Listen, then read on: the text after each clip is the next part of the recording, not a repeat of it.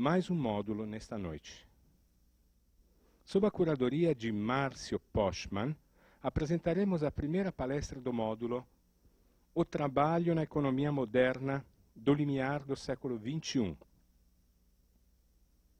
O tema de hoje será o papel das políticas de valorização do trabalho no Brasil, e o convidado para falar sobre o tema é o próprio curador do módulo. Márcio Postman é professor do Instituto de Economia, pesquisador do Centro de Estudos Sindicais e de Economia do Trabalho da Unicamp, e autor de diversas publicações, tais como O Desafio da Inclusão Social no Brasil, 2004, da editora Publisher. O trabalho não constitui uma categoria independente, conforme historicamente comprovado. Por isso, analisa-se o quanto o Brasil está avançado ou atrasado na adoção de políticas públicas favoráveis às melhores oportunidades de valorização do trabalho. O contraste com políticas adotadas internacionalmente oferece uma dimensão das decisões individuais a respeito do ingresso e das condições necessárias para o sucesso ocupacional. Pedimos a todos para desligarem os telefones celulares, por favor, durante o evento, e vamos receber com aplausos Márcio Postman para tratar do tema. Obrigado.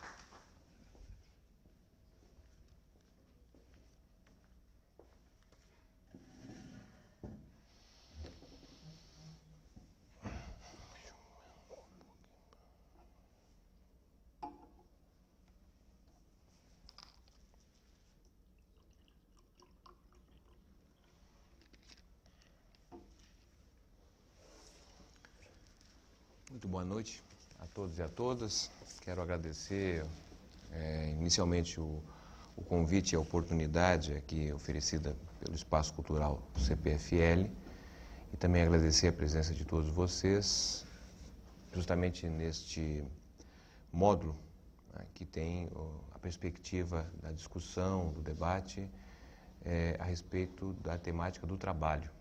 E o trabalho do ponto de vista das oportunidades que se encontra no âmbito da economia moderna, neste início de novo século e também novo milênio.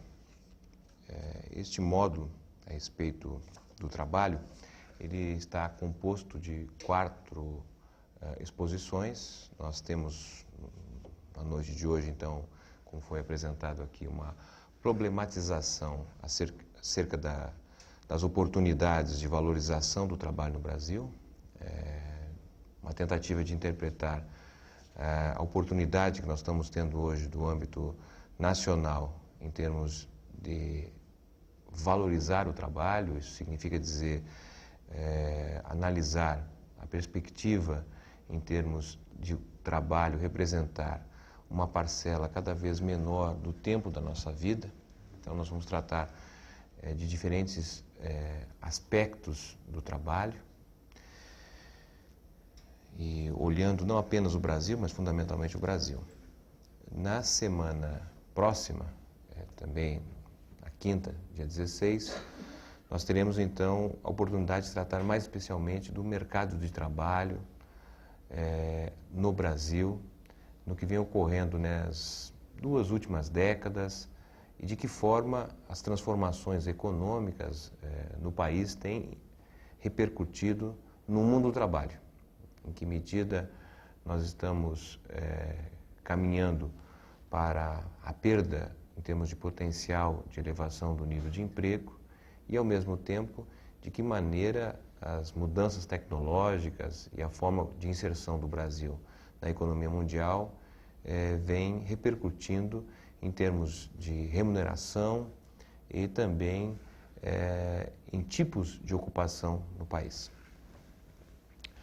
Daqui a 2 semanas, também na quinta-feira, já no dia 23 de junho, nós teremos então o tema do trabalho discutindo em termos de possibilidade de expansão de ocupações de formas diferenciadas do emprego assalariado. Nós estamos trabalhando com a perspectiva da ocupação não mais tão somente assalariada, mas nós estamos falando aqui especialmente na forma de economia solidária, na forma das cooperativas, dos empreendimentos autogestionários, das formas de trabalho autônomas, trabalho independente, entre tantas outras modalidades de trabalho que vem sendo expandido no Brasil e que, de certa maneira, destoa da dinâmica do emprego fundamentalmente assalariado.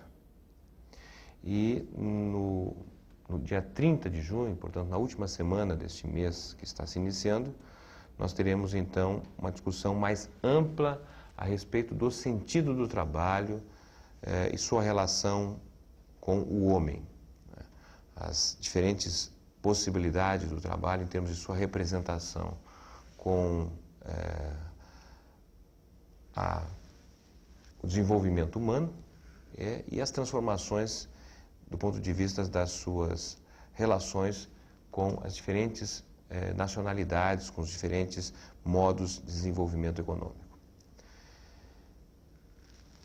Esses são os 4, digamos, eixos do debate acerca do trabalho, então, na economia moderna, neste início de século. Na próxima semana, então, para tratar da temática do mercado de trabalho no Brasil, nós vamos ter a presença do professor Paulo Baltar, que é professor também do Instituto de Economia, ele foi diretor lá do Instituto, é um dos maiores especialistas em mercado de trabalho no Brasil, tem tese de doutorado, de livre docência, discutindo a problemática do trabalho no Brasil. Na semana subsequente, para tratar dos limites e possibilidades do trabalho, nós teremos a presença do professor Paul Singer, ele é professor da Universidade de São Paulo, atualmente ele é o secretário nacional de Economia Solidária do Ministério do Trabalho. Ele, além de um importante intelectual, também está atualmente exercendo um trabalho no Ministério, no Poder Executivo. Então, ele não apenas é alguém que vem elaborando sobre o tema da economia solidária, mas está, de certa maneira, engajado no desenvolvimento da economia solidária no Brasil. E, por fim, sobre o tema do sentido do trabalho, nós vamos ter, então, a presença do professor Ricardo Antunes, que é professor do Instituto de Filosofia e Ciências Humanas da própria Unicamp. Não é? Ele que é também um dos maiores especialistas nessa temática mais filosófica do trabalho, professor titular, e também tem teses e várias publicações a respeito desse tema. Bom, feita essa apresentação de maneira geral a respeito dessa temática, vamos entrar então de imediato no tema de hoje, né? O papel das políticas de valorização do trabalho no Brasil.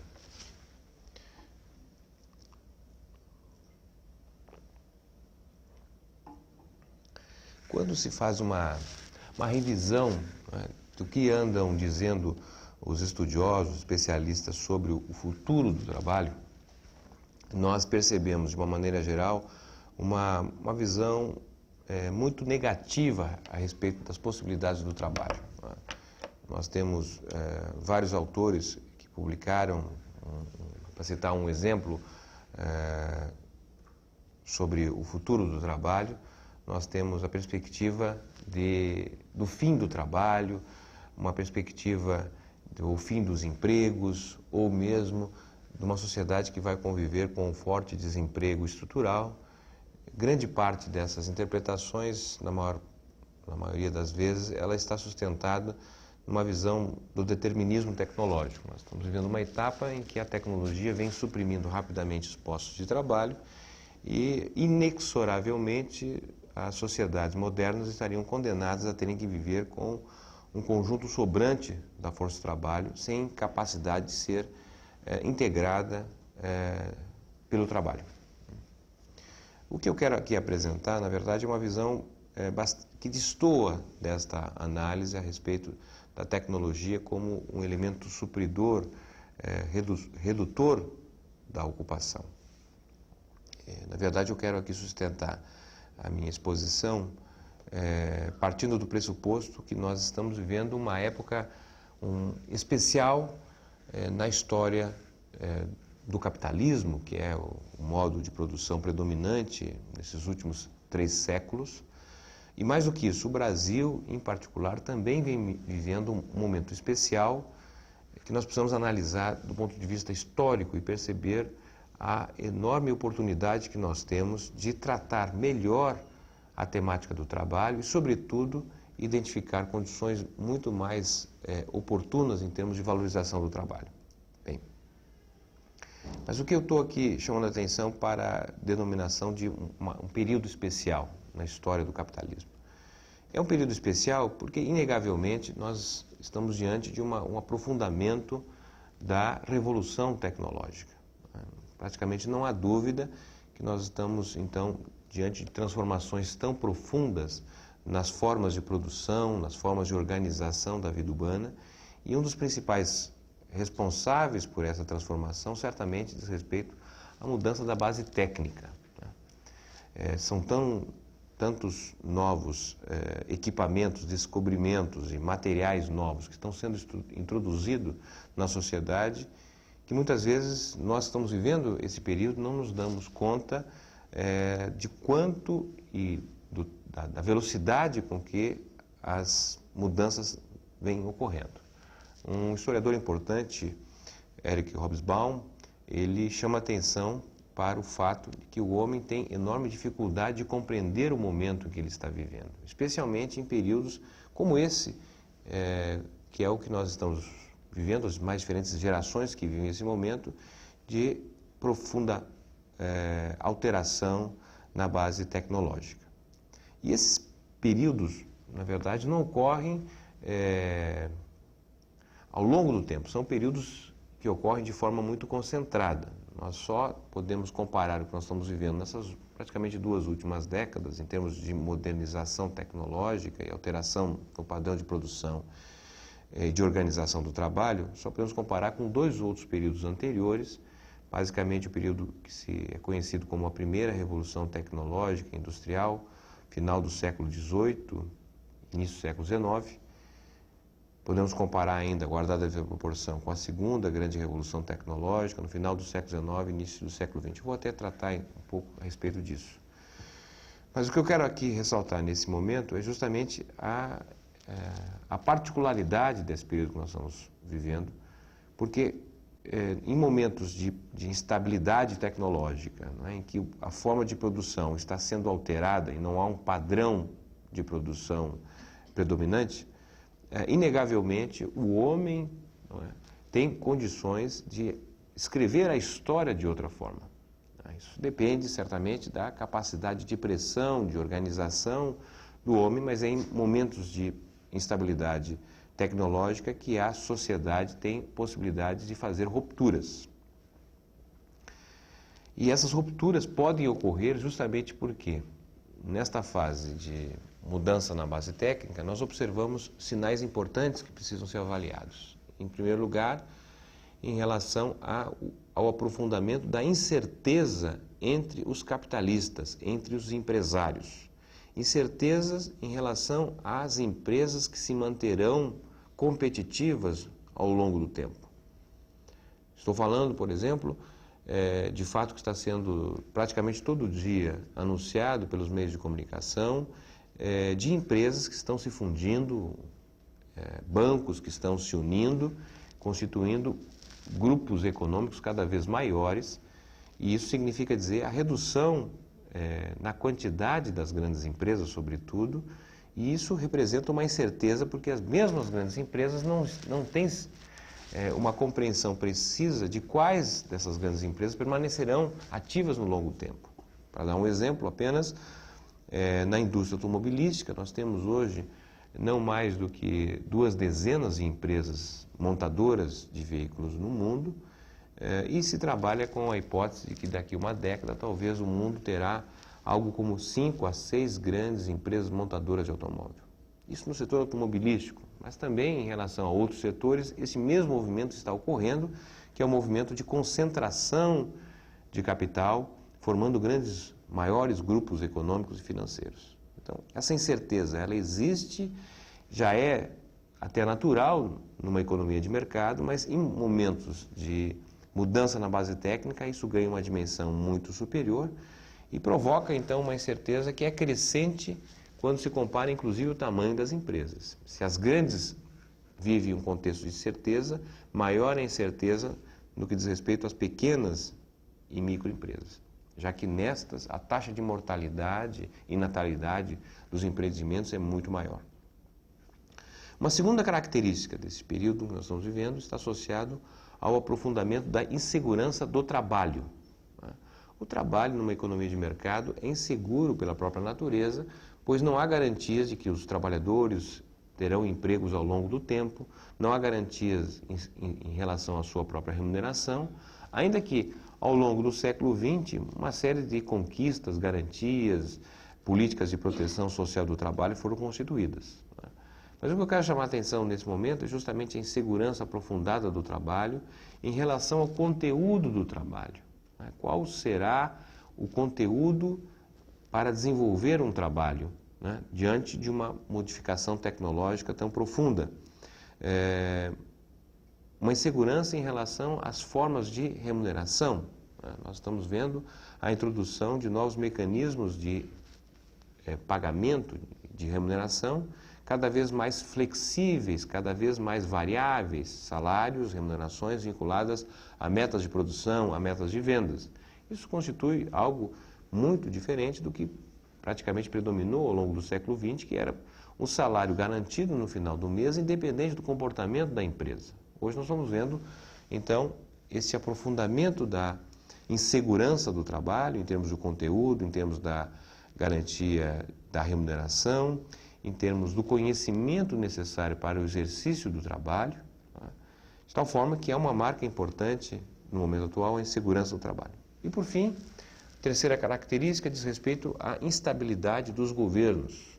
Governos do modelo executivo, é claro, mas também governos de empresas, de sindicatos, de organizações sociais, já que a mudança da realidade é tão rápida que na maior parte das vezes, quando nós contrastamos, por exemplo, um plano de governo com aquilo que o governo terminou de fato realizando, nós percebemos enormes diferenças entre o que se prometia fazer e o que de fato terminou realizando. Seja em governos municipais, estaduais, federais, de diferentes países, seja inclusive a governança de empresas. Muitas empresas trabalham com planejamento estratégico, que é uma tentativa de interferir na realidade, alterar a realidade.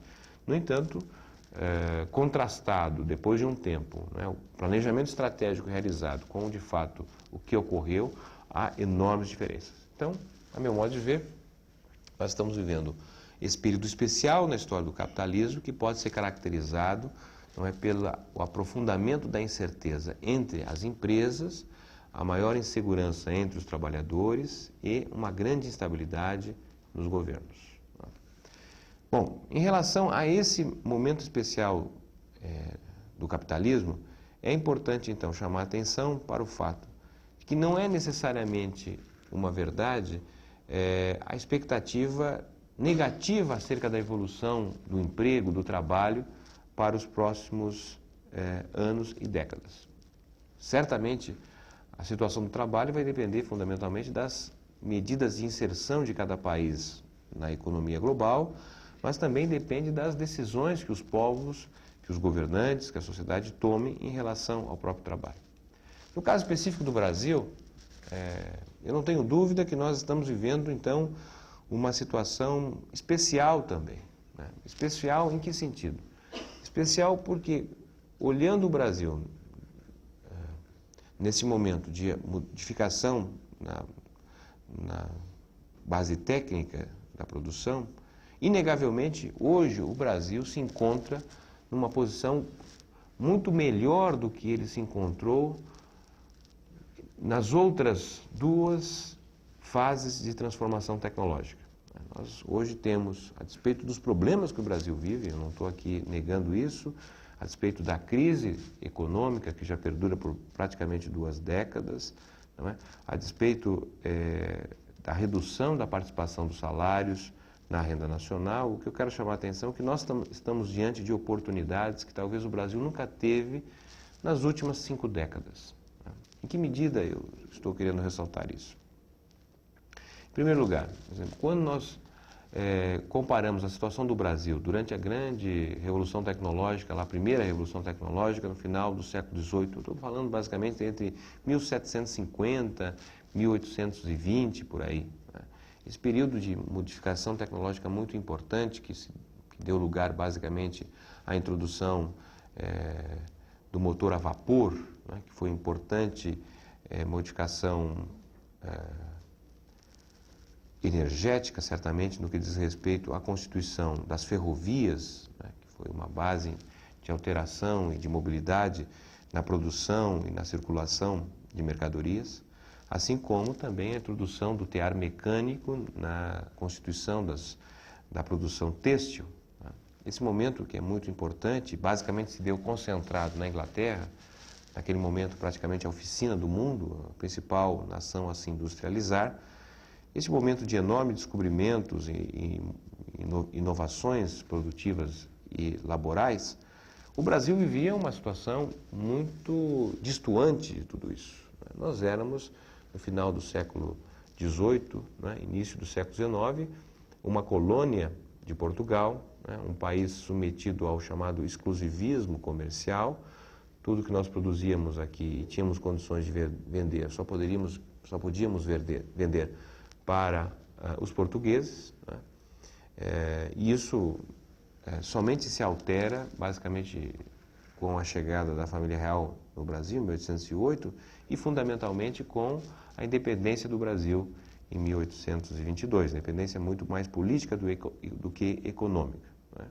Então, durante a primeira revolução tecnológica, nós estávamos muito distantes, né? Prisioneiros de um regime colonial, basicamente, e tão somente alçando, na verdade, uma situação de independência política. De tal forma que a modernidade alcançada durante a primeira revolução tecnológica passou muito longe do Brasil.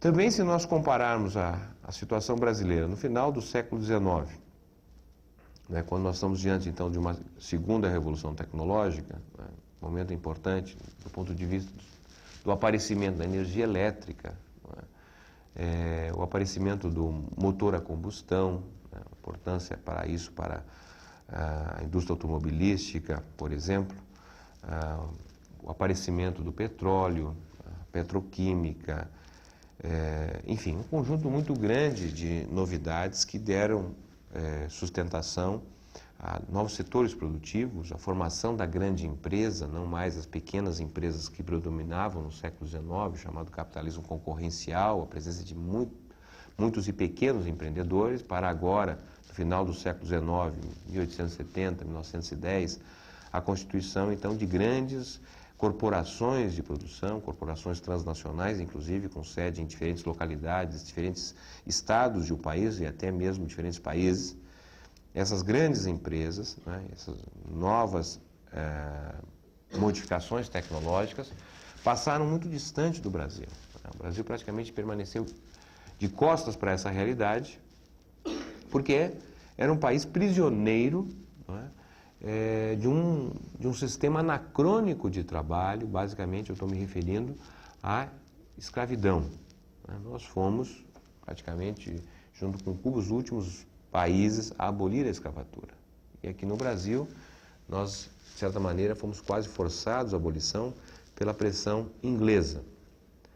Mesmo sendo muito tarde a abolição da escravatura no Brasil, ela foi realizada de uma maneira ainda muito conservadora, porque terminou excluindo praticamente os negros, os ex-escravos, da possibilidade do trabalho, né, trabalho livre no mercado de trabalho.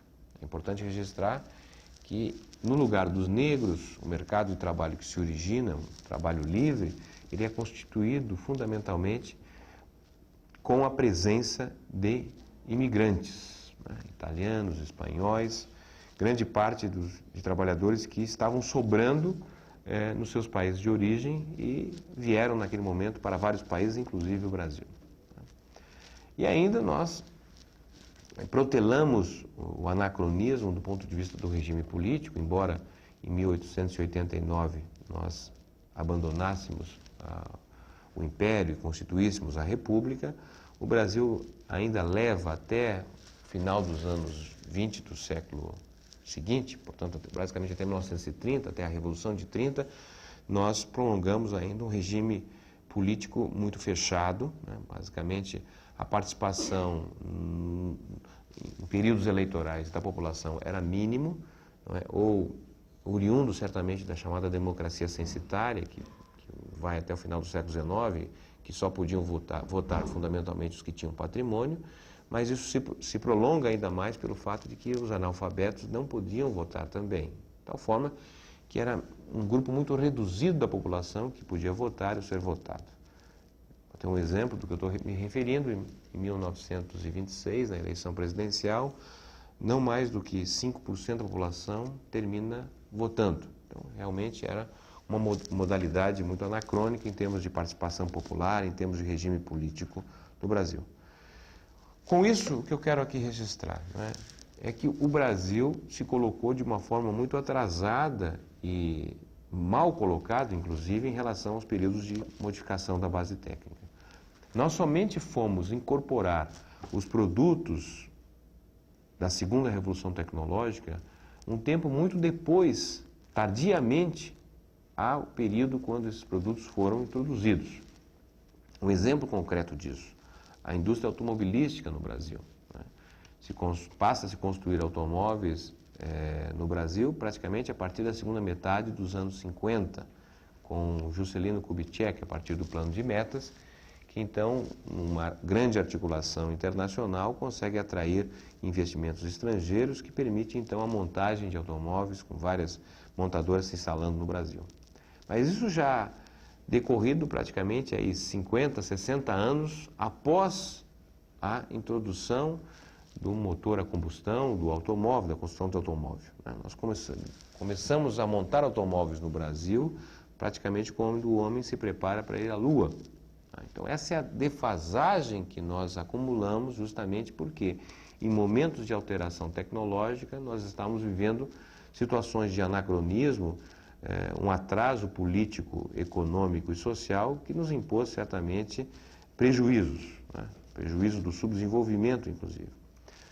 Estou fazendo esse breve recorrido histórico para chamar a atenção que hoje nós estamos vivendo, então, uma revolução tecnológica e o Brasil está, de certa maneira, participando dessa revolução, de alguma forma. É claro que pelas decisões que vêm sendo tomadas no Brasil, muitas vezes nós estamos perdendo oportunidades. O Celso Furtado, um grande brasileiro, chamava a atenção que o Brasil, né, se constituía de um país que não aproveitava as oportunidades que tinha. E esse é um bom momento de reflexão para analisar as oportunidades que nós estamos tendo, à medida que o Brasil é um país que tem, inegavelmente, condições muito superiores a ser um dos coparticipantes, um dos protagonistas dessa revolução tecnológica e ter, então, nesse sentido, a possibilidade de constituir um novo padrão de desenvolvimento econômico e ocupacional, muito diferente do que nós estamos vendo até o momento. Mas em que sentido a modificação da base técnica da economia, nesse início do século, constitui uma situação distinta para o trabalho? Essa parte que eu vou tratar agora, especialmente, e que me permite, de certa maneira, ser não pessimista, não é? Como muitas vezes aqueles autores, no início da minha exposição, me referi, que têm uma visão negativa acerca do futuro do trabalho. Quero chamar a atenção aqui para 4 aspectos importantes a respeito das possibilidades do trabalho em meio a essa revolução tecnológica. Em primeiro lugar, em relação ao que nós poderíamos aqui conceituar como sendo a bioética. O que tem a ver a bioética com o trabalho? Bem, se nós analisarmos com cuidado, nós estamos hoje vivendo um momento interessante no que diz respeito à possibilidade da reprodução humana pela clonagem. A clonagem é cada vez mais uma realidade. A clonagem humana permitirá a reprodução de determinados grupos sociais. Poderá reproduzir os melhores trabalhadores, poderá reproduzir os melhores gerentes, os melhores cientistas. A clonagem, de certa maneira, a clonagem em termos do DNA, permite a reprodução ao longo do tempo de segmentos que hoje podem ser identificados como melhor incluídos, melhores relacionados em termos de produção, de trabalho. Isso, de certa forma, a evoluir desta maneira, possivelmente nos recolocará a um debate que foi, de certa maneira, encerrado ao final da Segunda Guerra Mundial, no que diz respeito a toda a discussão sobre a seleção de raças, né? Seleção de populações, né? Basta lembrar aqui que o nazismo, não é, se sustentou e levou à guerra um país, não é, em nome de uma raça superior, a raça ariana. Se nós nos referirmos ao que ocorreu no Brasil no final do século XIX, especialmente no debate do poder legislativo, mesmo no Império, houve uma importante discussão acerca de qual seria a raça, a população que seria estimulada a imigrar para o Brasil. Seriam os orientais, os chineses, japoneses, seriam os ocidentais, os europeus, os alemães. Quer dizer, nós tivemos também essa discussão e uma parte importante do debate sobre as razões do insucesso, do atraso brasileiro, muitas deles estavam associados, não é, à composição demográfica do país. E esse debate praticamente foi encerrado com a derrota do nazismo e do fascismo. Mas, diante da clonagem humana, inegavelmente abre a perspectiva, novamente, de se vir a discutir, dependendo dos encaminhamentos que se tome a respeito disso, se discutir a oportunidade ou não da seleção, não é, humana. Mais importante até do que nós estamos aqui tratando em termos da clonagem humana é nos referir aos avanços inquestionáveis do ponto de vista do tratamento de doenças, né? Novidades em termos de diagnósticos, a possibilidade cada vez maior da ação preventiva da saúde, inclusive, e isso nos coloca na possibilidade de um salto quantitativo em termos de longevidade humana. Estou falando aqui da expectativa média de vida.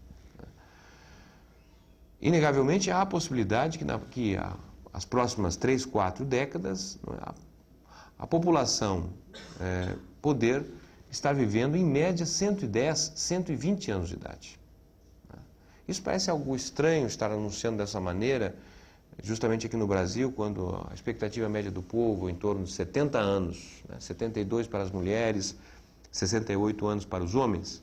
Parece estranho acreditarmos que os brasileiros poderão até viver 120 anos de idade em média. O que se fará com tantos anos de idade? Certamente também seria estranho se nós estivéssemos tratando desse tema há 100 anos atrás, lá por 1905, 1906. Seria muito estranho dizer que no Brasil, no final do século XX, a população estaria vivendo 70 anos, quase 2 vezes o que era a expectativa média de vida no início do século XX no Brasil, em torno de 35 anos de idade. Eu, por exemplo, se fosse convidado a fazer uma exposição naquele momento, talvez não tivesse condições de participar, porque não estaria vivo, já que a expectativa média de vida é em torno de 35, 36 anos de idade. Não significa dizer que não tinham pessoas que viviam muito mais com isso, mas também tinha muitas pessoas que viviam muito menos que isso. Então, na média, a população no início do século XX vivia em torno de 35, 36 anos de idade. E nós estamos diante, então, de uma nova realidade, que é a possibilidade do aumento considerável da expectativa média de vida. Isso é uma possibilidade técnica, não está decidido que vai ocorrer. Nós vivemos hoje uma situação mundial em que há países que vêm regredindo a expectativa média de vida. Na África, por exemplo, há países que já tinham alcançado uma expectativa média de vida superior e hoje vem regredindo por uma série de razões, né, desde o avanço de uma série de doenças, inclusive, a desorganização política e econômica. Então, não há certeza de que isso vai ocorrer. Isso é uma possibilidade, depende, evidentemente, das decisões que cada povo toma em relação às possibilidades do avanço em termos de expectativa média de vida. Mas estou falando a respeito do aumento da expectativa média de vida da população. Por quê? Porque, a meu modo de ver, o fato das pessoas passarem a viver muito mais, 50 anos, do que se vive hoje, em média no Brasil, isso tem repercussões inequívocas do ponto de vista do trabalho, do ponto de vista da relação do homem com o trabalho. Por que eu estou dizendo isso? Estou dizendo isso porque, por exemplo, quando nós tratamos da relação do trabalho do homem numa sociedade agrário-pastoril, né, por exemplo, que predominava no Brasil no século XIX, não exclusivamente no Brasil, praticamente todos os países tiveram uma fase agrário, eram sociedades com uma expectativa média de vida muito baixa, né, inferior a 40 anos em média, e se iniciava o trabalho praticamente aos 5, 6 anos de idade, uma sociedade agrária. Se começava a trabalhar muito cedo, ajudando em casa, nas lidas domésticas, ou mesmo trabalhando junto à pecuária, à agricultura. Nós estamos falando de uma sociedade que não conhecia a regulação do mercado de trabalho. Aliás, nem havia mercado de trabalho como nós conhecemos na atualidade. Isso significa dizer que as pessoas trabalhavam grandes jornadas de trabalho por dia, geralmente associado ao período de iluminação natural, quando havia sol. Então, significava dizer trabalho iniciando-se às 5, 6 horas da manhã, né, e avançando até 18, 19 horas. Isso significava jornadas de 12, 14 horas por dia. Numa sociedade em que não havia regulação pública do trabalho, significa dizer que se trabalhava de segunda a segunda.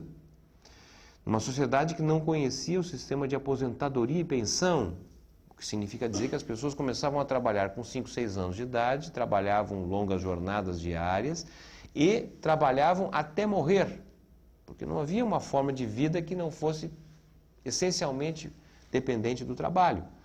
Alguém pode lembrar que havia também, naquela época, algumas instituições de filantropia, não é? Mas certamente eram ínfimas a sua capacidade de atendimento de pessoas mais idosas, e o que significa dizer, então, que a possibilidade de viver dependia fundamentalmente do exercício do trabalho. Muito bem, se nós contabilizarmos alguém que, porventura, venha a ter vivido 40 anos, tendo ingressado no mercado de trabalho com 5, 6 anos de idade, trabalhado longas jornadas ao longo de toda a sua vida, quando nós fazemos aqui o cálculo em termos de tempo de vida e tempo de trabalho, nós chegamos à conclusão de que, na época, na sociedade agrário-pastoril, alguma coisa como 75%, 80% do tempo de vida estava comprometido com o trabalho. Na sociedade agrária, no século XIX, viver era fundamentalmente trabalhar.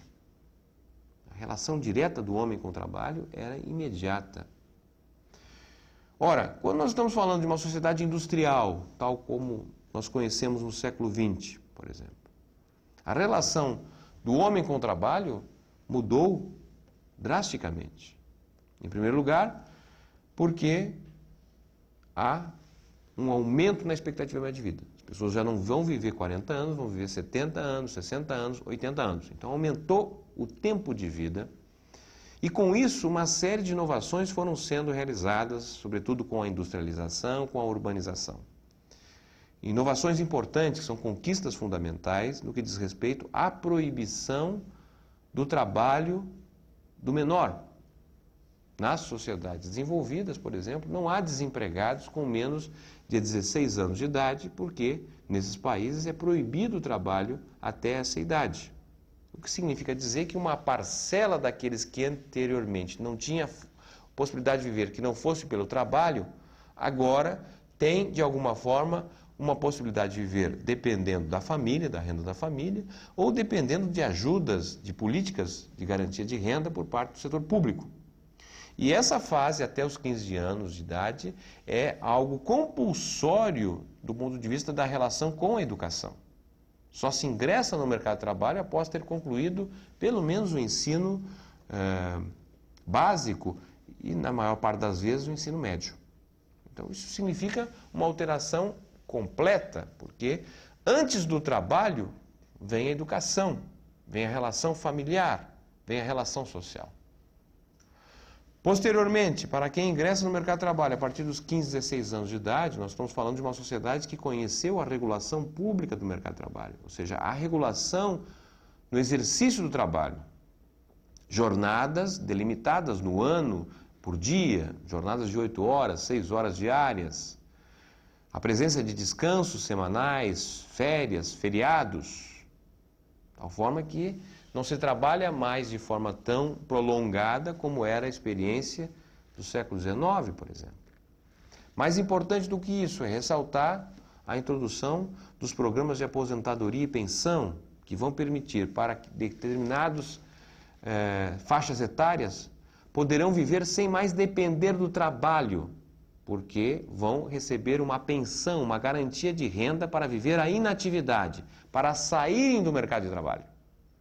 E esses fundos serão constituídos pela contribuição dos que trabalharam, basicamente entre os 15 aos 60, 65 anos de idade, e por forte apoio de recursos públicos.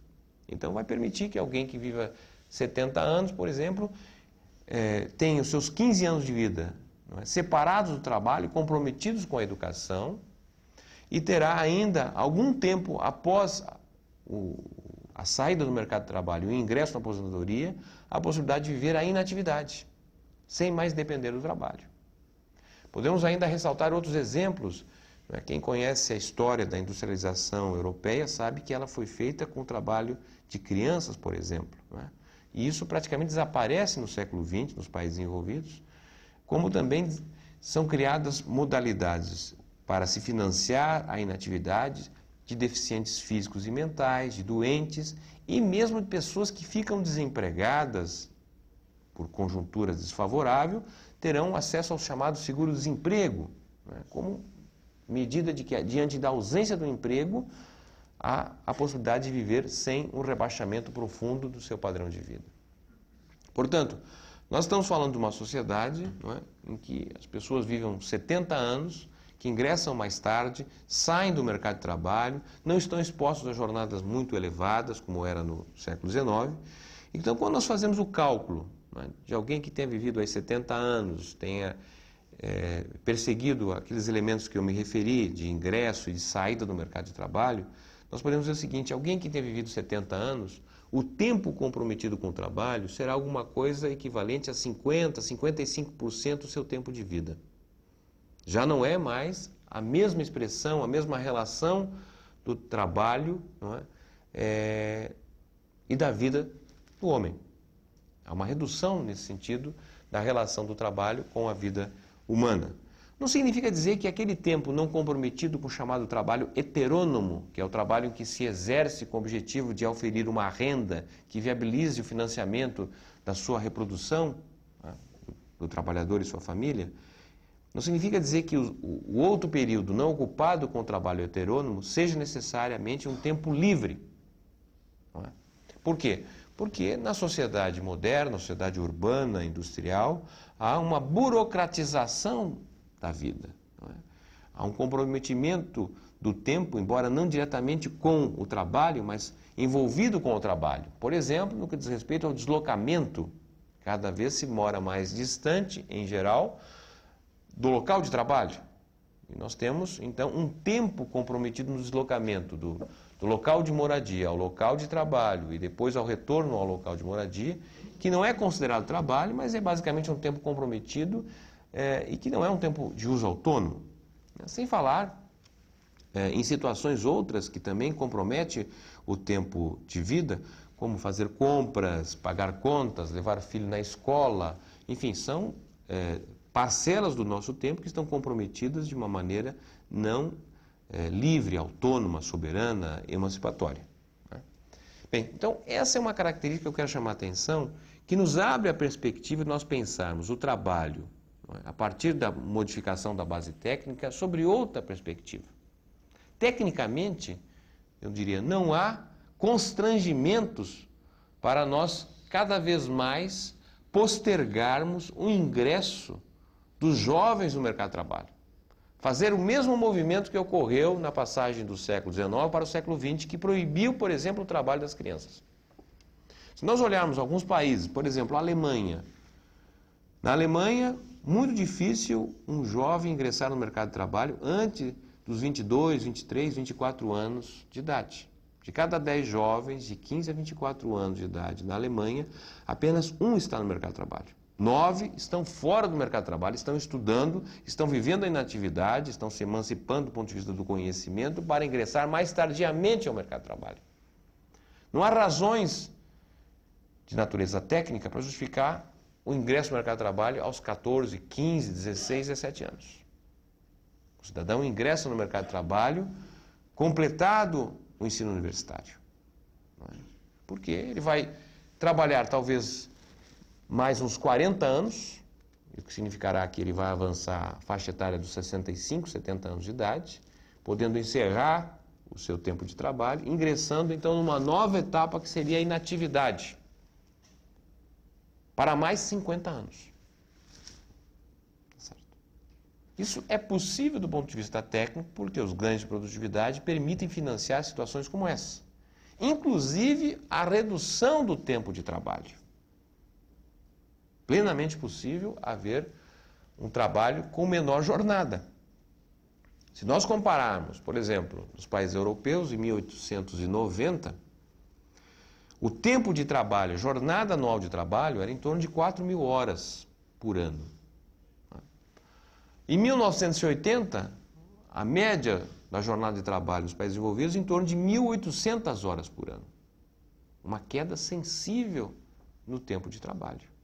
Nós temos permanentemente possibilidade de reduzir esse tempo de trabalho para 900 horas por ano, 4 horas por dia. É possível tecnicamente. Hoje nós temos, por exemplo, a Holanda com uma jornada de trabalho em torno de 1.300 horas anuais. Temos, por outro lado, o Brasil, com 2.100 horas anuais de trabalho. Eu digo, tecnicamente, a economia possibilita jornadas menores. Isso é uma possibilidade. Não é? Se vai ou não ocorrer, se vai ou não se realizar, vai depender das decisões, das tensões, da política, não é? Do conflito, da organização da sociedade para poder viabilizar isso. Naturalmente não vai ocorrer. Aliás, há a possibilidade, inclusive, de aumentar o tempo de trabalho, como nós estamos observando em alguns países que têm crescido nos últimos anos a jornada de trabalho. Seja pelo duplo trabalho, seja porque as pessoas se aposentam e continuam trabalhando, seja pelo uso recorrente de horas extras. Então, eu diria, não há justificativas hoje, do ponto de vista técnico, para que as pessoas ingressem muito cedo no mercado de trabalho. No Brasil, só para fazer um parênteses aqui importante sobre isso, os filhos dos ricos ingressam no mercado de trabalho depois dos 24, 25 anos de idade, quando não os 30 anos, depois de terem concluído a universidade, terem concluído um curso de pós-graduação, certo? Para exercer, então, os postos de trabalho de direção. Certo? Lamentavelmente, no Brasil, os filhos dos pobres estão condenados ao trabalho nas fases muito precoces de idade. Mesmo que, por hipótese, nós viéssemos a nos deparar com uma sociedade do pleno emprego, o Brasil tem emprego para todo mundo que quiser trabalhar. O mercado de trabalho, em função da inserção diferenciada de jovens ricos e pobres no mercado de trabalho, terminaria reproduzindo a profunda desigualdade que nós temos. Por quê? Porque enquanto os filhos dos ricos continuariam a ingressar de forma muito cedo, geralmente com baixíssima escolaridade, ocupando os postos de trabalhos mais simples, de baixa produtividade, de pequena remuneração, os filhos dos ricos continuariam a ingressar mais tardiamente, melhor preparado, ocupando as vagas de direção e de melhor remuneração. Então, uma sociedade do pleno emprego, com distintas situações de ingresso no mercado de trabalho, termina reproduzindo a desigualdade. Mesmo no pleno emprego, nós corremos o risco de manter a desigualdade. E que é uma realidade do Brasil, que foi um país que cresceu muito entre os anos 30 e os anos 70, sem que tenha resolvido o problema da desigualdade. Então, esse é um aspecto bastante importante. Quer dizer, nós estamos diante da possibilidade de se ingressar mais tardiamente no mercado de trabalho, porque vamos viver muito mais e não há razões para se ingressar tão cedo. O terceiro elemento que eu quero aqui chamar a atenção está associado à mudança da relação da educação com o trabalho e a vida. Nós pertencemos a uma sociedade que a educação é compreendida como algo geralmente estanque, um conhecimento acumulado num determinado momento, para permitir o exercício da atividade profissional ao longo do tempo. Mais do que isso, a educação é compreendida tão somente para uma fase mais precoce da vida humana.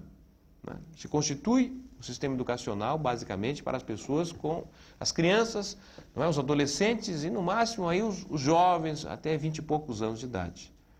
É ainda incomum, sobretudo no Brasil, a presença de pessoas com mais idade estudando. Muitas vezes até fazem matéria do jornal mostrando uma pessoa de 60 anos fazendo uma faculdade. Isso é para chamar a atenção como a educação está relacionada apenas e tão somente às fases mais precoces da vida humana. E o que eu quero chamar a atenção também em relação à forma de ensino-aprendizado, por exemplo, nós aqui fôssemos tratar de alguma carreira, engenheiro, um estudante entra na faculdade de engenharia, ele fica 5 anos, estudante de engenharia ou qualquer outra ocupação, e ele absorve o conhecimento, ele acumula conhecimento durante 5 anos, e após a sua certificação, ele tem a possibilidade de realizar atividade profissional durante 5 décadas, com aquele conhecimento acumulado durante 5 anos. Essa é a experiência da sociedade industrial. As pessoas acumularam conhecimento quando jovens e depois vão exercer a sua atividade com aquele conhecimento que foi depositado durante um determinado tempo. Ora, se nós estamos tratando de uma sociedade que tem cada vez mais a tecnologia como referência, o conhecimento como padrão, é praticamente impossível que o nosso sistema educacional poderá permanecer da forma com que ele opera. E mais do que isso, a relação que nós temos com a educação se alterará porque a educação passará a exercer uma relação ao longo da nossa vida. Nós estaremos aprendendo ao longo da nossa vida.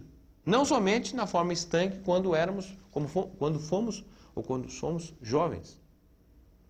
Será absolutamente fundamental, o conhecimento, a sistematização do conhecimento, a aprendizagem ao longo da vida. Será muito comum, portanto, pessoas de 60 anos, 80 anos, 100 anos, 120 anos relacionados de uma forma muito estreita com a educação. Eu não sei dizer se vai ser da maneira com que a gente conhece a educação, o ensino-aprendizagem nos dias de hoje, o professor falando, os alunos ouvindo, nós temos tantas outras modalidades de aprendizagem. Mas será inequívoco, certamente, numa sociedade moderna, uma sociedade do conhecimento, uma relação muito mais contínua, duradoura e prolongada com a educação. Na universidade, eu tenho enorme dificuldade de acompanhar a produção do conhecimento tão somente na minha especialidade. Todo dia há um conjunto de informações que são geradas, pesquisas que são apresentadas, livros, relatórios de pesquisa, que eu tenho dificuldade de acompanhar tudo. Fazer qualquer exposição, qualquer justificação, qualquer manifestação, exigirá, portanto, uma capacidade de sistematização de conhecimento incomum. Nós estamos saindo, portanto, de uma época em que as pessoas liam 1, 2 livros e faziam uma tese, constituíam uma ideia. Bom, nós estamos entrando numa fase que isso será muito difícil. Será necessário ter uma visão tão ampla que a educação vai ter, de fato, uma compreensão muito diferente que nós temos hoje. E não, eu estou falando aqui de educação para o trabalho. Claro que ela continuará importante, mas também estou falando de educação para a vida, para a sociabilidade, num período em que nós estamos de algo pouco conhecido em termos de inovação tecnológica. E, por fim, o último ponto sobre esse aspecto que eu quero tratar aqui diz respeito à constituição de uma nova divisão internacional do trabalho. O que eu quero dizer com isso? Como se reparte o trabalho no mundo? Nós, ao longo do século XX, conhecemos uma divisão do trabalho, trabalho industrial, trabalho agrícola. As sociedades sustentadas pelo trabalho industrial foram aquelas sociedades com capacidade de mais valorizar o trabalho, com jornadas menores de trabalho, por exemplo. E essas sociedades tiveram condições, inclusive, de absorver parte da renda que as sociedades do trabalho agrícola geravam. Há um estudo muito importante de um grande latino-americano, de 1949, Raul Prebisch, mostrando que as nações, né, produtoras de bens primários, bens agrícolas, não tinham capacidade de manter o preço desses bens ao longo do tempo. Ao contrário das sociedades concentradas no trabalho industrial, que tinham condições de produzir produtos industriais com preços, em termos reais, mantidos ao longo do tempo. Em síntese, o que eu quero dizer é o seguinte: a cada ano se precisava mais sacos de feijão para comprar o mesmo trator, porque o preço do trator se mantinha estável, enquanto que o café, já que havia muitas nações produzindo café, se gerava muita oferta de café e o preço do café tendia a cair ao longo do tempo. Então, significava o quê? Uma transferência de renda dos países concentrados no trabalho agrícola para os países concentrados no trabalho industrial. O Brasil, de certa maneira, alterou a sua inserção na economia mundial a partir da Revolução de 30, quando ele abandona a forte dependência da produção primária exportadora, café, entre outros produtos, já que o Brasil era uma grande fazenda naquele momento, para se transformar em menos de 5 décadas na 8ª economia industrial do mundo. Portanto, o Brasil, ao se decidir por um outro projeto de desenvolvimento, alterou a sua relação com a divisão internacional do trabalho. Estou falando isso porque nós estamos diante de uma divisão internacional do trabalho que não é mais essa tão simples do trabalho industrial, do trabalho agrícola. Nós estamos diante de uma divisão internacional do trabalho que se assenta entre o trabalho de concepção e o trabalho de execução. O trabalho de concepção é o trabalho mais elaborado, o trabalho muito mais criativo, o trabalho associado a maior conhecimento, aprendizado, melhor remunerado, né? Enquanto que o trabalho de execução é o trabalho mais repetitivo, mais simplificado, mais desqualificado, menos envolvido com a educação e menor remunerado. Para ficar mais claro, um exemplo, né? Se nós tomarmos como referência a maior empresa produtora de calçados do mundo, ela envolve na sua produção anual alguma coisa em torno de 100 mil trabalhadores. Desses 100 mil trabalhadores, 80 mil são contratados diretamente para o exercício do trabalho de concepção. Esse trabalho de concepção nada tem a ver com produzir calçados. Eles fazem de tudo menos calçados. O que eles fazem? Bom, eles tratam, por exemplo, da produção do calçado, ou seja, da forma de distribuição desse calçado, da comercialização do calçado, das aplicações financeiras dessa empresa, da pesquisa com novos materiais do calçado. É couro, é napa, é plástico. Quais são os novos materiais para o calçado? Eles tratam do marketing. Ou seja, a próxima campanha do calçado vai estar associado a uma modelo famosa, ou a um jogador de basquete, ou qual é a campanha publicitária para a venda do novo produto. E nós estamos numa etapa em que essa imaterialidade, não é, a marca do produto, hoje responde até 80% do preço de uma mercadoria. Quando se compra um determinado produto, muitas vezes nós estamos pagando não é só o produto, mas a marca. Tá certo? Então, nesse sentido, esses 20 mil trabalhadores, né, 20% do total dos trabalhadores, eles respondem por 4 vezes mais a soma da sua remuneração do que a soma da remuneração dos 80 mil trabalhadores que fazem o trabalho repetitivo. E o que é o trabalho repetitivo nesse caso? É o trabalho de construção do calçado. Aonde é produzido esse calçado? Nos países que praticam os piores salários, onde quase não há regulação do mercado de trabalho, onde há muita presença de trabalho infantil. Ou seja, situações do exercício do trabalho do século XIX. Certo? Quanto mais regulamentado o mercado de trabalho, quanto menor remunerado e valorizado o trabalho, nós temos essa situação. Então nós estamos combinando possibilidades de trabalho do século XXI com exercício de trabalho próximo do século XIX.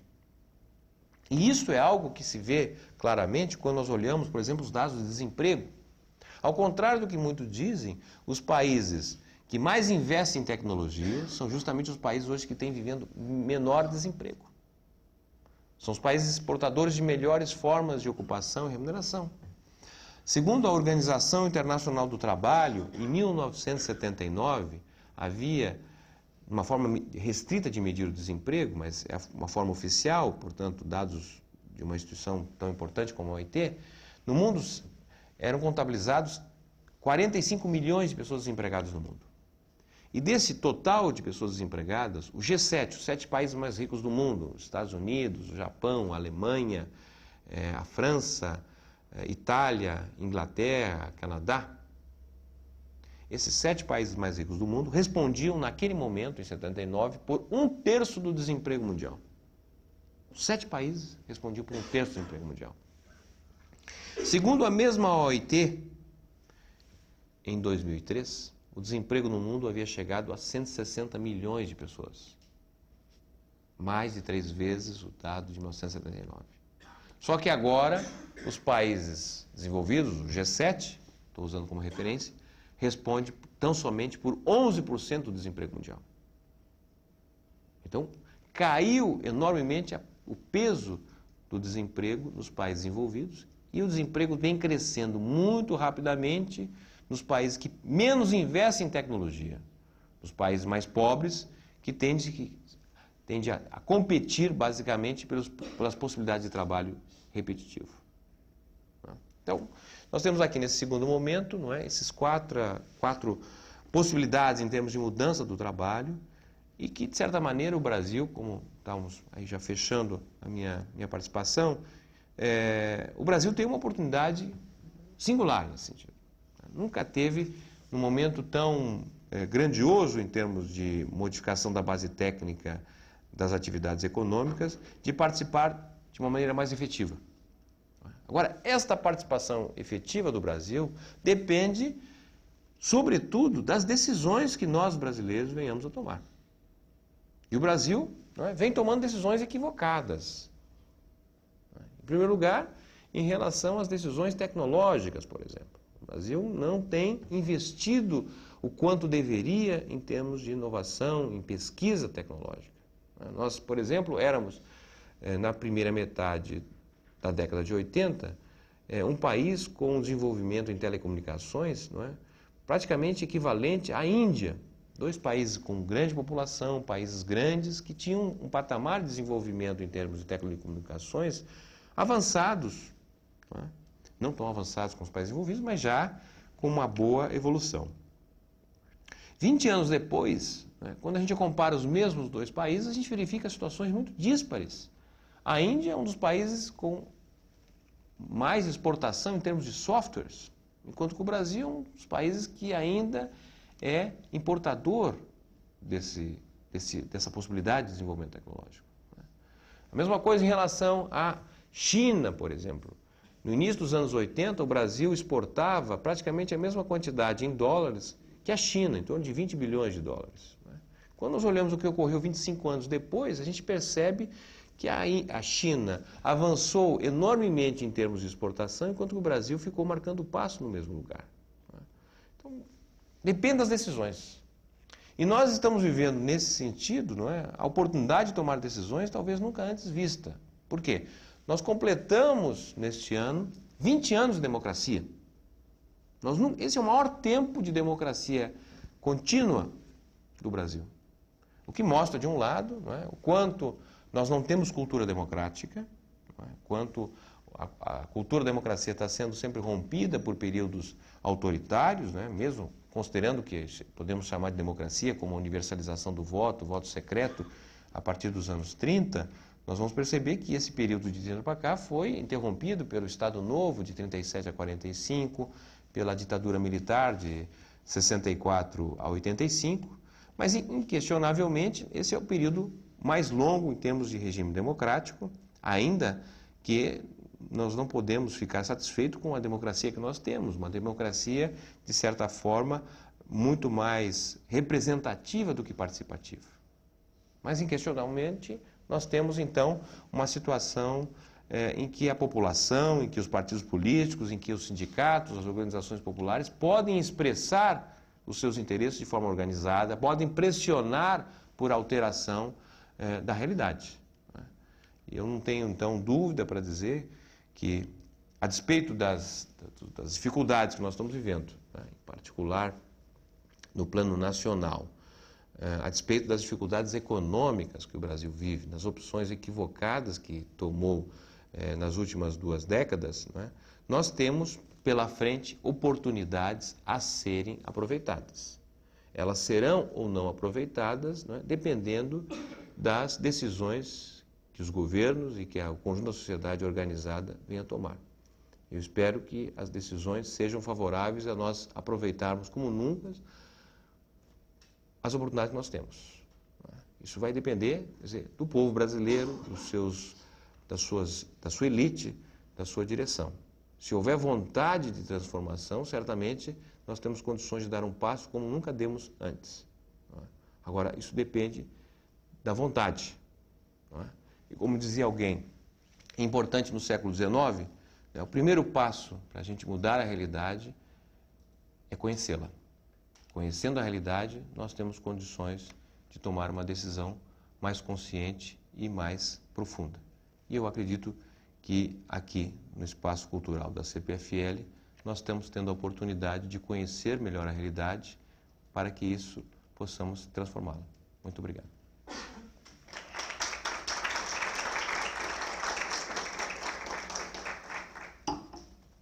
Bem, aqui nós temos agora o segundo momento, não é isso? Um momento mais tranquilo, bem informal, de podermos considerar, reagir diante dessa quase 1 hora, praticamente 1 hora que eu fiquei aqui desenvolvendo o tema, não é?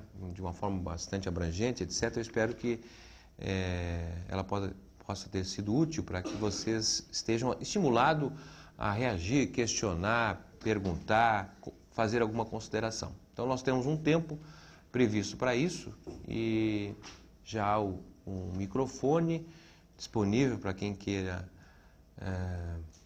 participar. Também é possível de fazer alguma questão, consideração por escrito. Então, está à disposição aí o microfone.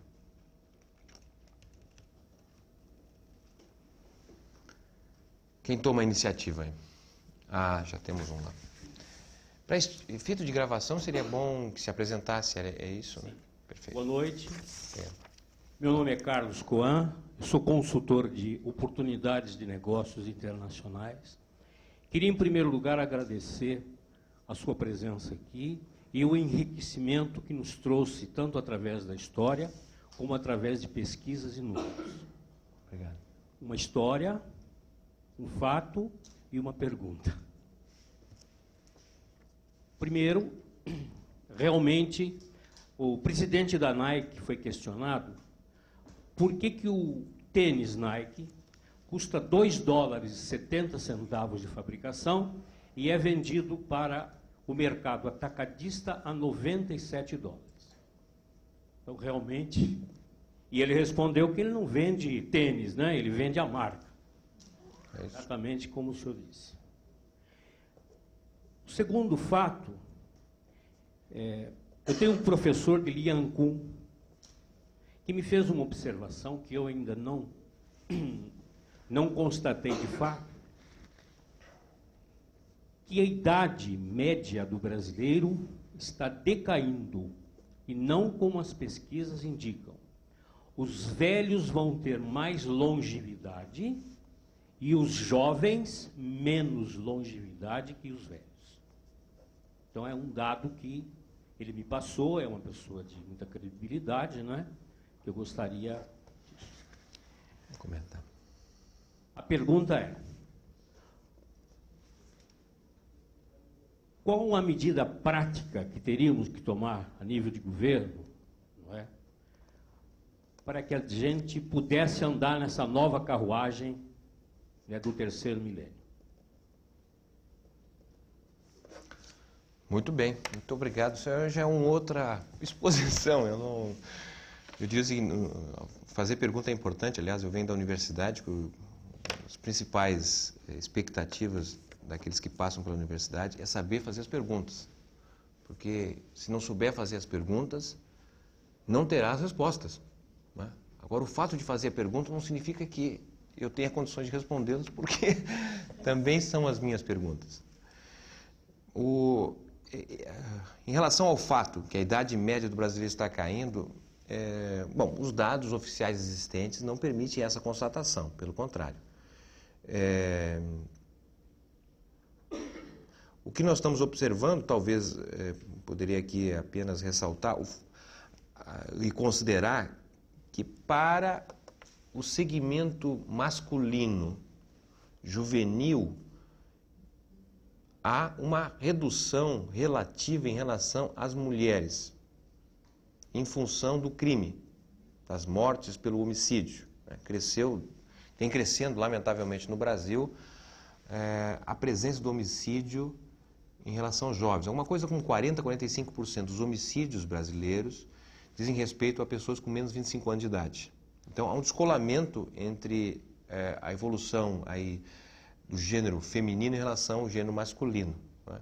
Mas a expectativa média de vida vem aumentando. Então, não sei se é esse momento, nesse sentido, a minha constatação. Bom, medidas práticas para a gente mudar aqui. Bom, eu acho que a primeira questão é, de certa maneira, nós termos presente que estamos vivendo algo que é quase uma ruptura com o que nós tínhamos no passado. Certo? Não é uma evolução, há um salto. Precisamos ter clareza a respeito dessa possibilidade. E mais do que isso, que neste salto o Brasil pode ser protagonista e não coadjuvante.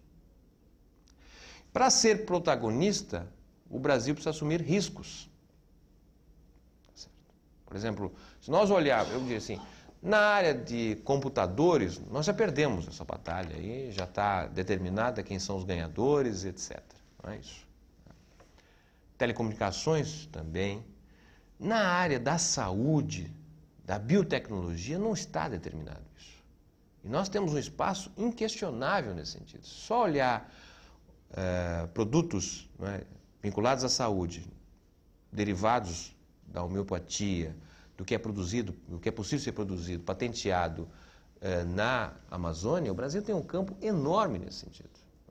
Agora entra a lei de patentes, entra a propriedade intelectual, não é, que são, digamos assim, as novas regras do mundo, do comércio, inclusive, que o Brasil poderá superar com êxito, assim como foi capaz de fazer no que diz respeito à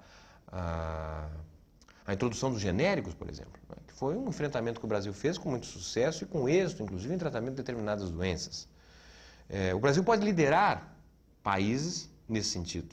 Ele tem capacidade de ser protagonista. Nós estamos vendo agora exemplos bastante recentes, não é, de ações que o Brasil está protagonizando em termos das relações internacionais. Não é? Mas acho que isso é muito pouco, porque o Brasil tem um potencial inequívoco no que diz respeito à base produtiva. Quer dizer, nós olharmos aí o espaço em termos agrícola, o Brasil, inegavelmente, tem tudo para ser o celeiro do mundo. Mas isso pressupõe, não é, ter coerência e convergência nacional. A impressão que eu tenho é que, justamente pelo fato de nós não sermos uma nação com grande cultura democrática, nós temos enorme dificuldade de construir convergências nacionais. Se nós olharmos dos anos 30, basicamente até os anos 80, houve uma convergência em torno do desenvolvimento econômico, crescimento econômico. O crescimento econômico não resolvia os problemas, empurrava os problemas para frente, mas ao mesmo tempo vinha acompanhado de muita mobilidade social, integração, de certa maneira, da sociedade. Eu vou aqui lembrar, muito rapidamente, o governo do Juscelino Kubitschek. O Juscelino Kubitschek assumiu em situações complicadas, não é? Após o suicídio do Getúlio Vargas. Havia uma agenda já previamente estabelecida por o governo dele, que era uma agenda da estabilização monetária, que exigia praticamente que o governo não tomasse medidas que não fossem para combater a inflação, mas isso exigiria que não haveria crescimento de maneira rápida. Havia um acordo com o FMI praticamente pré-estabelecido. Juscelino não tinha maioria no Congresso, tinha apenas 30% dos votos no Congresso. Juscelino, num ambiente de contexto desfavorável, ele coloca de lado essa agenda da estabilização monetária, ele não aceita, não faz o acordo com o Fundo Monetário Internacional, não rompe com os Estados Unidos, pelo contrário, se aproxima dos Estados Unidos, mas não faz acordo com o FMI. E joga o Brasil, constitui a governabilidade na convergência do povo em nome do crescimento. 50 anos em 5, um novo Brasil, uma nova capital, novos setores econômicos. Ele une o país, ele constrói a sua maioria política em termos de um projeto para o país. Então o crescimento econômico foi a marca desse país durante os anos 30 aos anos 70. Hoje o crescimento não é a nossa marca. Não é? O que gerou alguma convergência foi o combate à inflação, que é um pressuposto necessário para o crescimento, mas é insuficiente. Ele não nos levará a um país superior apenas e tão somente pelo combate à inflação. Precisamos criar, então, eu diria assim, essa síntese que permitiria a convergência. Será o crescimento econômico, o desenvolvimento, uma sociedade da inclusão? Quer dizer, isso que nós não temos, porque, lamentavelmente, muitas vezes há projetos que são individuais ou de alguns grupos, mas não são da totalidade. E na democracia pressupõe a capacidade de mobilizar, de constituir maiorias em termos de projeto nacional. E essa escassez de maioria, essa dificuldade de construir um projeto nacional, ao meu modo de ver, leva a uma espécie de desbaratamento da população, da sociedade, das elites, que não tem um projeto para o país. Você.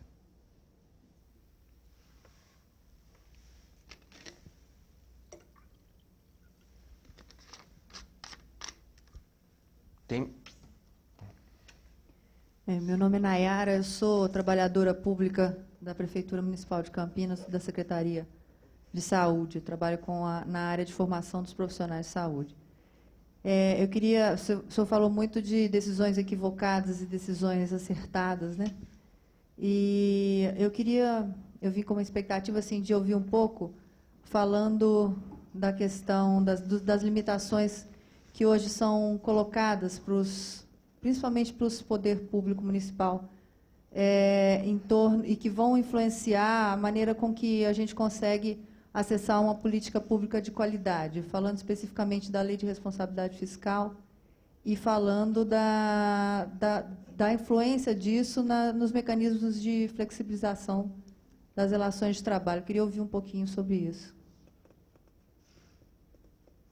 Obrigado pela sua questão, ela é mais específica.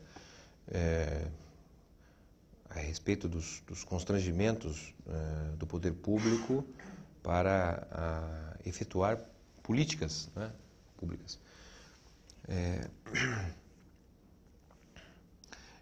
A lei de responsabilidade fiscal, ela é um dos elementos que, de certa maneira, fazem parte de algo que ocorreu e, de certa maneira, ainda ocorre no Brasil, em termos de estrangulamento do papel do Estado no Brasil.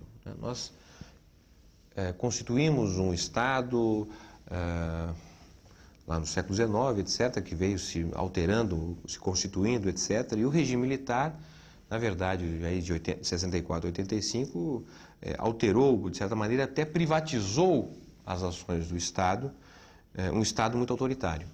E a transição democrática que nós fizemos, né, como quase todo no Brasil, nós não temos grandes tensões, não temos rupturas, né? Em geral, há acordos por cima, em que o povo não participa. Um exemplo disso foi a transição do regime autoritário para a democracia. Não houve ruptura, houve um acordo, não é isso que, lamentavelmente, nos impediu de termos as eleições diretas, não é, em 84, que seria certamente um Brasil completamente diferente, a meu modo de ver, se nós tivéssemos tido eleição direta para presidente em 84, quando tinha muito mais participação popular, havia mais clareza de aonde o Brasil poderia ir. E o que nós vamos observar, no fundo, é que, sobretudo nos anos 90, há um conjunto de medidas que vão reduzindo o papel do Estado. E, lamentavelmente, a transição democrática, portanto, não veio acompanhada de uma profunda reforma do Estado, que desse condições, de fato, de transparência, por exemplo, de valorização do corpo de funcionários. Então, o que nós temos hoje, de certa maneira, é um desafio muito grande em relação, em primeiro lugar, à capacidade do atual Estado responder minimamente às suas funções tradicionais. Nós temos, eu mesmo tive a oportunidade de participar de uma experiência de governo e foi possível perceber as enormes limitações para a intervenção do Estado, falta, de certa forma, capacidade de interferir na realidade. Há uma expectativa que o Estado tenha a capacidade de fazer muitas coisas e, na grande parte das vezes, ele não tem essa capacidade, não porque ele não possa fazer, mas ele não está munido das condições suficientes para fazer.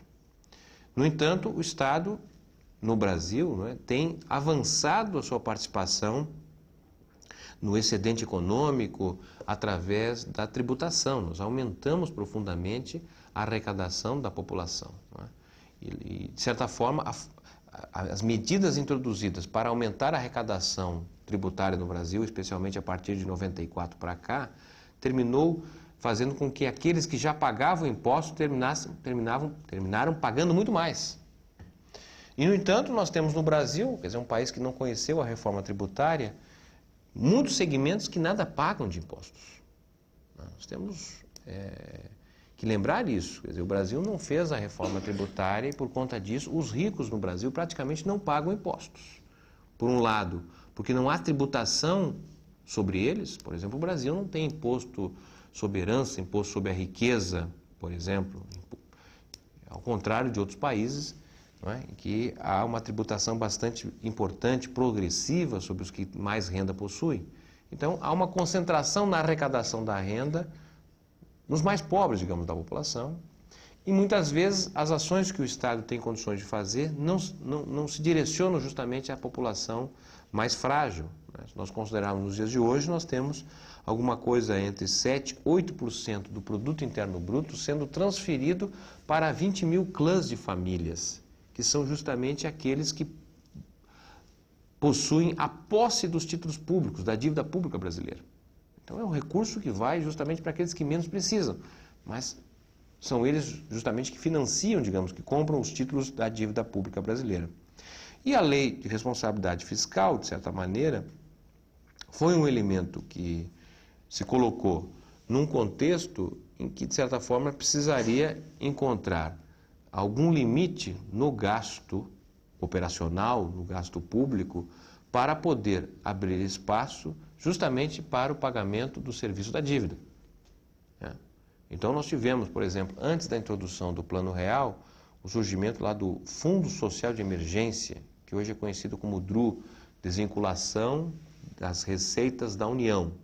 Ele retira 20% dos recursos alocados pela Constituição para a educação, para a saúde, para a habitação e assim por diante, retira esse recurso e coloca no caixa único, que tem sido utilizado para pagar outras coisas, mas não os gastos com a saúde, educação e assim por diante. Então, a lei de responsabilidade fiscal terminou contendo, de certa maneira, a ampliação do gasto público, e abrindo uma oportunidade para que parte do recurso arrecadado pudesse ser direcionado para o financiamento do endividamento público. E isso é um constrangimento muito grande, porque, a despeito do gasto social no Brasil, por exemplo, não ser pequeno, já é considerável, já é importante, mas ele não vem sendo feito a propósito de como poderia ser caso tivesse mais recursos e também se tivesse um melhor padrão de gestão da Receita. Então, a lei de responsabilidade fiscal é uma das peças de um contexto mais amplo que terminaram de forma contraditória, permitindo que o Estado avançasse sobre a sociedade arrecadando mais, mas esta maior arrecadação não significou melhor bem-estar, melhores condições de vida e trabalho para a população, mas, sobretudo, um contingenciamento de recursos para dar conta do financiamento da dívida pública nacional. Okay?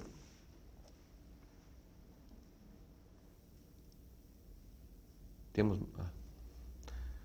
Boa noite. Boa noite. Professor Márcio, meu nome é Arlete, eu sou psicóloga clínica e organizacional e tenho interesse de pesquisa no trabalhador que envelhece. Daí a minha pergunta. As empresas, elas excluem o trabalhador dos seus quadros, o trabalhador de meia idade. Já com 45 anos, você vê as empresas excluindo esse trabalhador. Esse é um ponto. O outro é que um dado de IBGE, que eu estou atualizada, é que 25% dos trabalhadores são idosos, incluindo trabalho assalariado e trabalho não assalariado.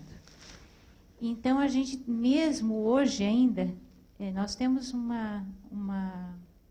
grande número de trabalhadores que são idosos e que tendem a continuar trabalhando. E considerando-se a longevidade, né, como o senhor já disse de início, que vai, então, fazer com que a gente continue trabalhando até 100, 120 anos, como é que o senhor vê as novas formas de organização de trabalho possíveis para esta realidade de longevidade, principalmente? Tá? Muito bem. Também é um outro tema bastante complexo e muito interessante. De fato, o que nós estamos observando no Brasil, não é justamente num momento em que há escassez de emprego, não é? Nós temos muitas pessoas desejando trabalhar, mas não há emprego para todos, e isso possibilita às empresas aprofundar o processo de seleção, não é? Buscando justamente aqueles trabalhadores que lhe possibilitam maior produtividade. E, no entender de muitas empresas, o trabalhador com 40 anos e mais já não responderia à sua expectativa de produtividade e termina justamente substituindo trabalhadores de idade adulta por trabalhadores com idade mais jovem, né? Isso é um fato. Na experiência que tivemos no poder público, justamente precisamos criar um programa de políticas de emprego para pessoas de 40 anos e mais. Grande parte das pessoas que estavam desempregadas com essa idade e mais tinham uma trajetória profissional acumulada, eram profissionais excelentes, mas não desejavam voltar à atividade assalariada, da qual eles tinham tido uma grande experiência, não é? Então, nesse sentido, este programa procurou justamente constituir junto com eles oportunidades de trabalho, não mais pelo emprego assalariado, não é? Então, foi necessário constituir, então, uma preparação, uma qualificação para o exercício de trabalho não mais assalariado. Então, significou a preparação para atividades de empreendedorismo individual ou autônoma, e mesmo coletiva e familiar, quer dizer, que abrisse a possibilidade das pessoas terem alternativas. Isso é algo possível, mas também é muito complicado de ser feito, né? Porque nós temos uma série de restrições no Brasil, está se alterando justamente essas restrições, mas ainda elas existem e são significativas, né? Para a constituição de um pequeno negócio, há uma série de limitações até para constituir o negócio, mas não vou falar aqui dos entraves burocráticos, vou falar dos entraves em termos de crédito, né, que é fundamental para começar um pequeno empreendimento. As modalidades de crédito que nós temos são justamente para empreendimentos que já existem e não aqueles que estão constituindo. Há uma série de dificuldades de acesso à tecnologia apropriada para o pequeno empreendimento, assessoria técnica, né? E até mesmo um fato lamentável que o Brasil não privilegia o gasto público para os pequenos empreendimentos, né? A lei de licitação que nós temos, basicamente, ela favorece o processo licitatório para empresas grandes e médias. Então, lamentavelmente, as pequenas empresas, as cooperativas não têm condições de participar da licitação, de maneira geral, né? Quando a gente olha outros países, como o caso dos Estados Unidos, nós temos praticamente 1/3 do gasto público, das compras públicas, e são privilegiadas para pequenos empreendimentos. E no Brasil, que é constituído de pequenos empreendimentos, esses não podem participar do processo licitatório, lamentavelmente. Então, nesse sentido, eu quero chamar a atenção, dizer que nós precisamos, na verdade, trabalhar com outra perspectiva. Nós teremos aqui a exposição do professor Paul Singer, né, que certamente, além dos especialistas, ele está com a mão na massa, está envolvido com as políticas e medidas voltadas para o desenvolvimento de atividades que não sejam mais tão assalariadas. Não quero dizer com isso que não tem emprego assalariado para pessoas de mais de 40 anos, porque é profundamente lamentável. Pessoas de 40 anos e mais estão no pleno vigor da sua força física, intelectual, têm conhecimento acumulado, mas por uma questão de mudança, digamos assim, no padrão de gestão da força de trabalho, as empresas operaram por uma outra visão de pessoas mais jovens e, lamentavelmente, foi sendo excluído pessoas com mais idade. Mas nós estamos falando aqui desse segmento que não alcançou a aposentadoria, né? Nós devemos lembrar, por exemplo, no Brasil nós temos praticamente 1/3 dos aposentados e pensionistas, pessoas que já cumpriram os requisitos da aposentadoria, já estão sendo beneficiados pela aposentadoria, mas que continuam trabalhando. Quer dizer, nós temos aí quase 6 milhões de aposentados e pensionistas que continuam trabalhando. Quer dizer, isso é diria assim, está em xeque o sistema de aposentadoria no Brasil. Por quê? Porque a aposentadoria é uma conquista, ela foi estabelecida para que as pessoas possam viver sem trabalhar, possam viver a inatividade. À medida que as pessoas se aposentam e continuam trabalhando, bem, o fato de elas continuarem trabalhando significa que elas estão impedindo os jovens, os desempregados, de ocupar as vagas. Mas certamente há razões de por que eles continuam trabalhando, né? Por quê? Bom, porque na grande parte das vezes o valor da aposentadoria é insignificante. É muito difícil alguém viver com R$300, sobretudo com determinada faixa etária que pressupõe remédios. Isso então realmente termina estimulando as pessoas a continuarem ativas. E por outro lado, eu diria, mesmo pessoas de classe média que se aposentam, muitas vezes continuam trabalhando ainda. E aí se indagando, por que trabalham? Porque ele se envolveu tanto com a cultura do trabalho que ele não consegue, abrir uma outra possibilidade de vida que seja a inatividade. Quer dizer, nós mesmos no Brasil desenvolvemos pouco a inatividade, o lazer, a cultura, formas de trabalho voluntário, outras formas de trabalho que não é mais o trabalho heterônomo nesse sentido. Mas o que se verifica muitas vezes é que a aposentadoria significa um corte com os amigos, uma individualidade, uma solidão, e o trabalho termina sendo uma possibilidade de reatar novamente as suas relações sociais. Então, precisamos olhar com muito mais cuidado esse tipo de perspectiva. Acho que a Europa, que é um país que já fez a transição demográfica há mais tempo que nós, eles têm todo um conjunto de políticas públicas, têm toda uma preocupação familiar e da sociedade como um todo com os idosos. E eu acho que essa é uma questão que nos desafia enormemente, porque nós já não somos um país tão jovem, vem reduzindo a participação de crianças e adolescentes no total da população e, paralelamente, vem crescendo a presença de pessoas de 60 anos e mais no total da população. E essa é uma questão que não apenas exigirá mudanças, por exemplo, na política de saúde, em vez de toda a formação mais para a saúde de criança, adolescente, mas também agora com a geriatria e outras situações de saúde. Isso abre outra perspectiva, que nós talvez não vamos precisar tanto de salas de aula para crianças, mas vamos agora ter possibilidade de criar novas turmas com pessoas com mais idade. Então, isso é certamente uma mudança, eu diria assim, cultural no tratamento de questões referentes a pessoas com mais idade.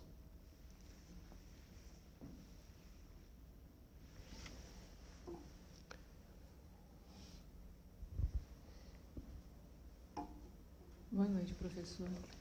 Tem sido divulgado com uma certa frequência a ideia de que a regulamentação do trabalho através de uma legislação